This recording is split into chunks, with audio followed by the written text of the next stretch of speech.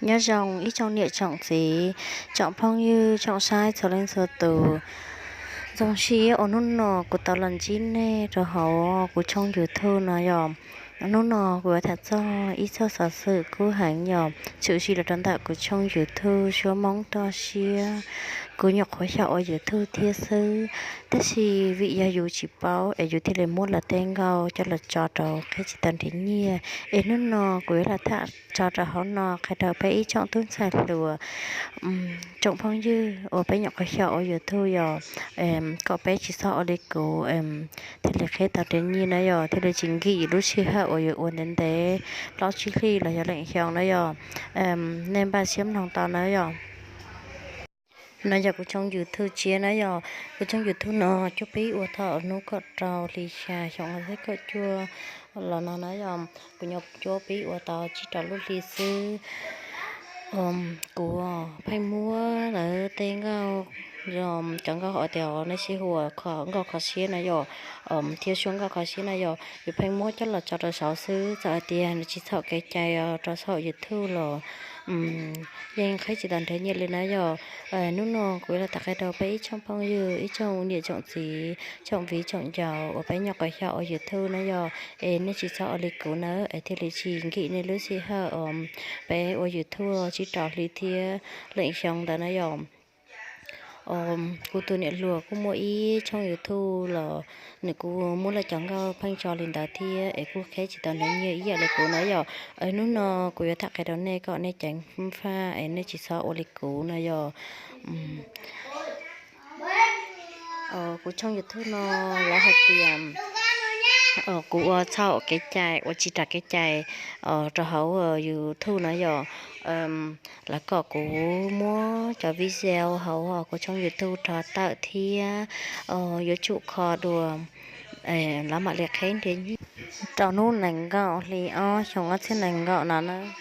cho nên lên từ bộ của share video nó dòng thì nó là họ ba lái thì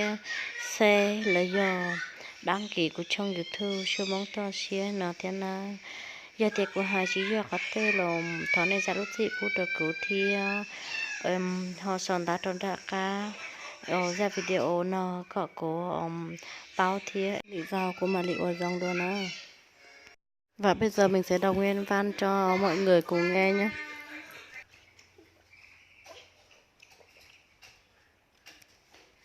Đơn đăng ký tham gia chương trình đối tác YouTube của bạn không được chấp nhận. Rất tiếc vì nhận thấy kênh của bạn không tuân thủ các chính sách liên quan đến việc kiếm tiền trên YouTube nên chúng tôi không thể phê duyệt đơn đăng ký của bạn. Tại thời điểm này, vui lòng xem thông tin phản hồi của chúng tôi ở bên dưới và tiến hành thay đổi. Xem lại phản hồi. Khi xem xét, chúng tôi nhận thấy kênh của bạn có nội dung không tuân theo các nguyên tắc sau để kiếm tiền. Kênh của bạn phải tuân thủ tất cả các chính sách liên quan đến việc kiếm tiền YouTube. Vui lòng xem xét lại kênh của bạn và tiến hành thay đổi.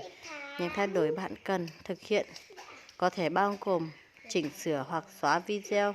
và cập nhật dữ liệu của video. Đây, sử dụng lại nội dung đây.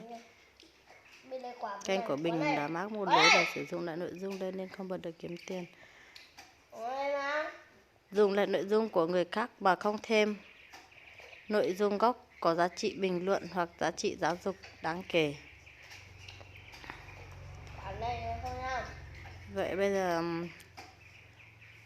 sẽ có đợt đăng ký mới vào ngày 20 tháng 2 2020 nhé. Nếu vẫn đủ điều kiện về số người đăng ký và số giờ xem công khai thì bạn có thể gửi lại đơn đăng ký từ ngày 20 tháng 2 2020. Vậy là kênh của mình đã mắc một lỗi là sử dụng lại nội dung nha mọi người. Sau khi